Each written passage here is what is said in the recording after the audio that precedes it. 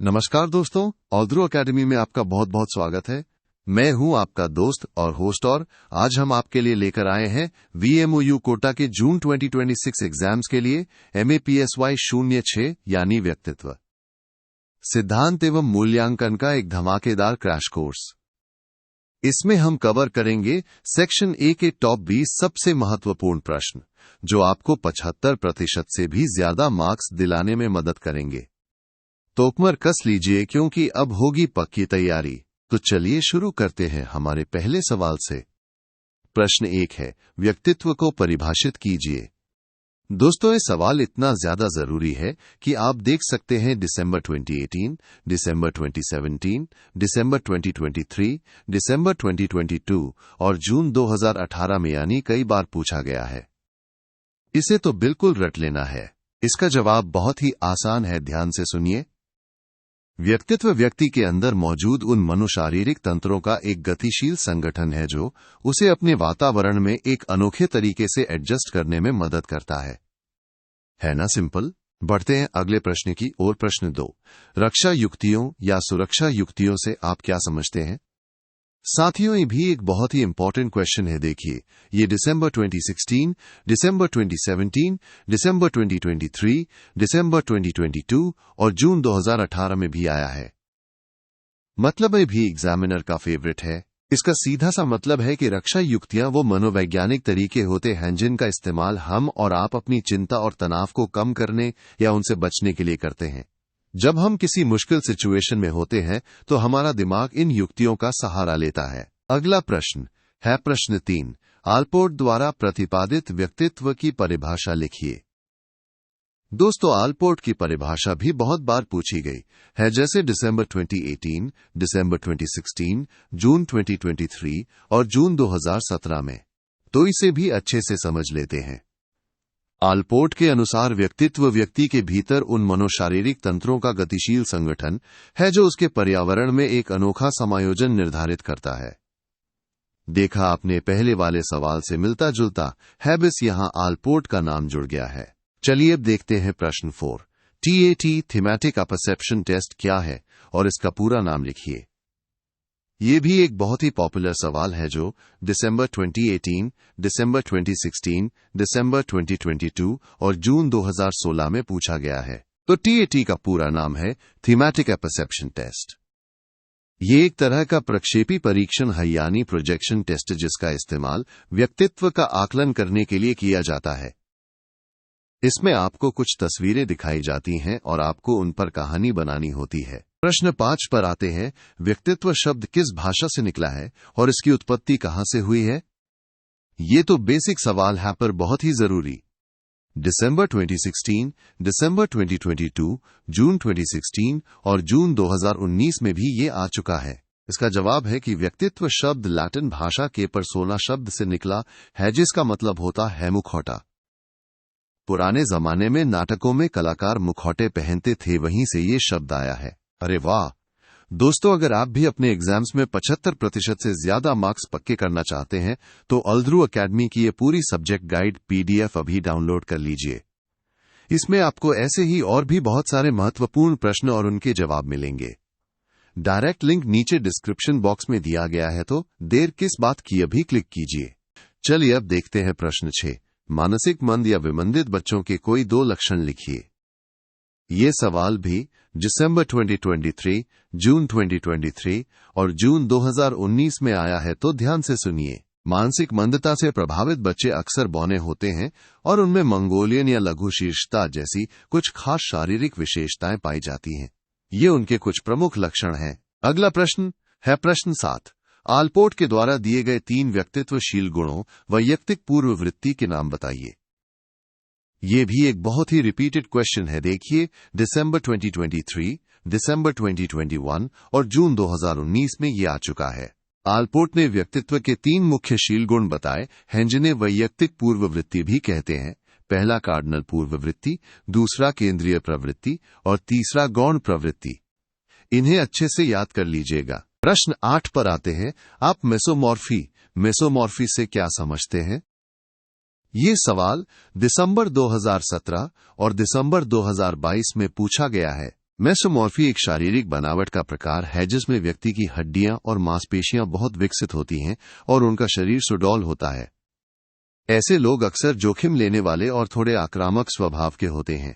प्रश्न 9, लैटिन शब्द प्रोपियम का अर्थ क्या है?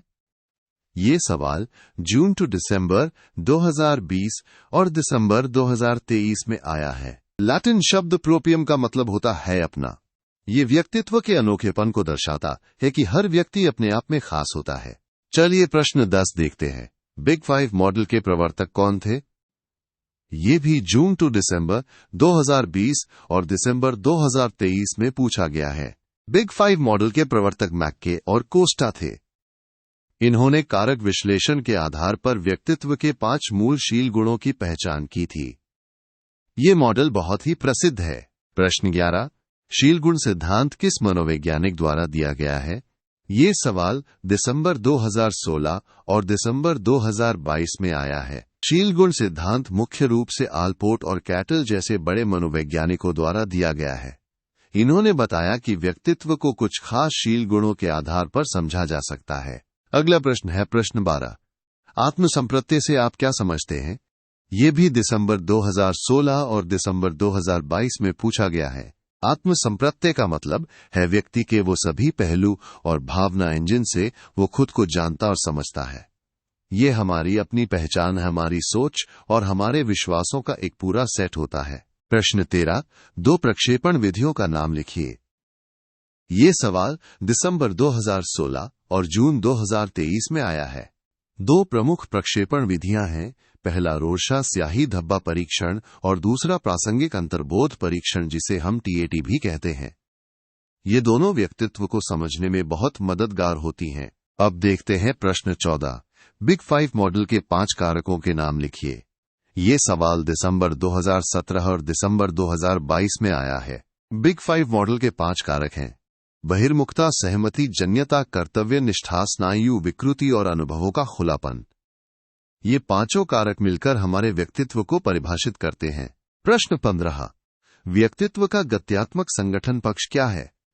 ये सवाल दिसंबर 2023 और जून 2019 में पूछा गया है। व्यक्तित्व का गत्यात्मक संगठन पक्ष ये बताता है कि हमारे व्यक्तित्व के अलग अलग हिस्से एक दूसरे से जुड़े हुए होते हैं और वे लगातार बदलते रहते हैं ताकि हम अपने आसपास के माहौल में अच्छे से एडजस्ट कर सकें। दोस्तों, सिर्फ MAPSY 06 ही नहीं, अल्द्रो अकेडमी आपके लिए सभी विषयों के प्रीमियम गाइड्स लेकर आया है, जैसे MAPSY 08, MAPSY 02, 03, 04, 07, 01 और 09।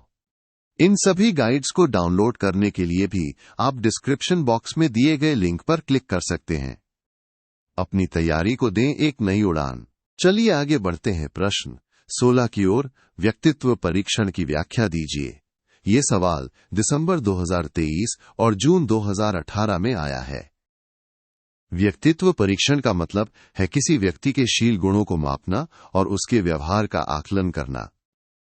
इससे हमें ये समझने में मदद मिलती है कि उसे समायोजन संबंधी क्या समस्याएं हो सकती हैं। प्रश्न 17, आप एक्टोमॉर्फी क्या समझते हैं? ये सवाल दिसंबर 2016 और जून 2017 में पूछा गया है। एक्टोमॉर्फी भी एक शारीरिक बनावट का प्रकार है। इसमें व्यक्ति का कद लंबा और शरीर दुबला पतला होता है। ऐसे लोगों की चित्त प्रकृति को सेरिब्रोटीनिया कहा जाता है, यानी वे ज्यादा संवेदनशील और अंतर्मुखी होते हैं। प्रश्न 18, अवचेतन अभिप्रेरण क्या है? ये सवाल दिसंबर 2017 और जून 2023 में आया है। अचेतन अभिप्रेरण वो प्रेरणाएं होती हैं जो हमारे चेतन मन में नहीं होती, बल्कि हमारी छिपी हुई इच्छाओं और भावनाओं से प्रभावित होती हैं। ये हमें अनजाने में ही किसी काम को करने के लिए प्रेरित करती हैं। प्रश्न 19, प्रोप्रियम शब्द किस भाषा से लिया गया है? ये सवाल जून 2023 और जून 2019 में आया है। प्रोप्रियम शब्द लैटिन भाषा से आया है जिसका शाब्दिक अर्थ अपना होता है। ये आलपोर्ट के व्यक्तित्व सिद्धांत का एक महत्वपूर्ण हिस्सा है। और अब हमारा आखिरी सवाल, प्रश्न 20, साइकोलॉजिकल टाइम्स पुस्तक किसने लिखी है? ये सवाल भी जून 2023 और जून 2019 में पूछा गया है। इस प्रसिद्ध पुस्तक साइकोलॉजिकल टाइम्स को यूंग ने लिखा है। इसमें उन्होंने व्यक्तित्व के दो मुख्य प्रकारों अंतर्मुखी और बहिर्मुखी का विस्तार से वर्णन किया है। तो दोस्तों, ये थे हमारे MAPSY 06 के टॉप 20 सबसे महत्वपूर्ण प्रश्न। मुझे पूरी उम्मीद है कि ये क्रैश कोर्स आपकी तैयारी में बहुत मदद करेगा। आप सभी को आपके एग्जाम्स के लिए ढेर सारी शुभकामनाएं। Best of luck. आल्ध्रू एकेडमी को सब्सक्राइब करना, इस वीडियो को लाइक करना और अपने दोस्तों के साथ शेयर करना बिल्कुल मत भूलना। और हाँ, डिस्क्रिप्शन बॉक्स जरूर चेक करना, वहां आपके लिए बहुत कुछ है। याद रखिए, मेहनत का फल सफलता है। मिलते हैं अगले वीडियो में।